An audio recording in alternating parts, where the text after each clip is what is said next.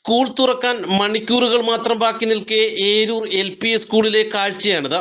കുരുന്നുകളിരുന്ന് പഠിക്കേണ്ട സ്കൂളിന്റെ ഉത്തരവും തൂണുകളും ഭിത്തികളുമെല്ലാം കരിഞ്ചല്ലിൽ നിറഞ്ഞിരിക്കുന്നു.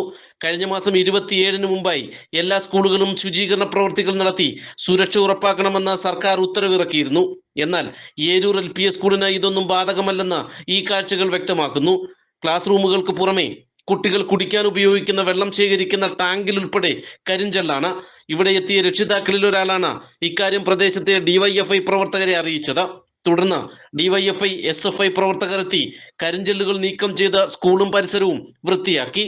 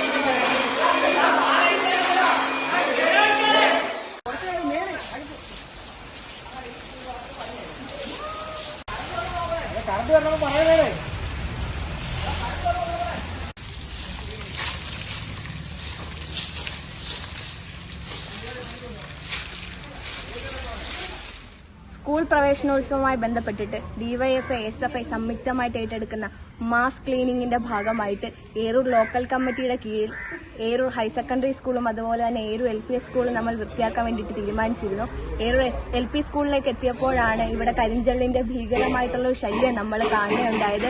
ഇത് തുടർന്നാൽ പഠിക്കാനായി വരുന്ന വിദ്യാർത്ഥികൾ ചെറിയ കുട്ടികളാണ്, നമുക്ക് എല്ലാവർക്കും അറിയാം.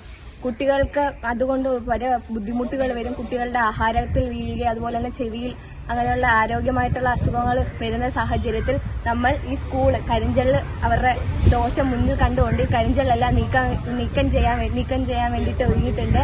ഇപ്പോൾ എല്ലാം ക്ലീൻ ചെയ്തിട്ടുണ്ട്. നാളെ വരുന്ന കുട്ടികൾക്ക് നല്ലപോലെ സന്തോഷത്തോടെ ഇവിടെ പഠിക്കാൻ വേണ്ടിയിട്ട് സാധിക്കും. അതിന്റെ എല്ലാ ഒരുക്കങ്ങളും SFIയും DYFIയുടെ ലോക്കൽ കമ്മിറ്റിയുടെ കീഴിലുള്ള സഖാക്കൾ ഞങ്ങൾ ഇതിന്റെ സജ്ജീകരണങ്ങൾ ഇവിടെ ഒരുക്കിയിട്ടുണ്ട്.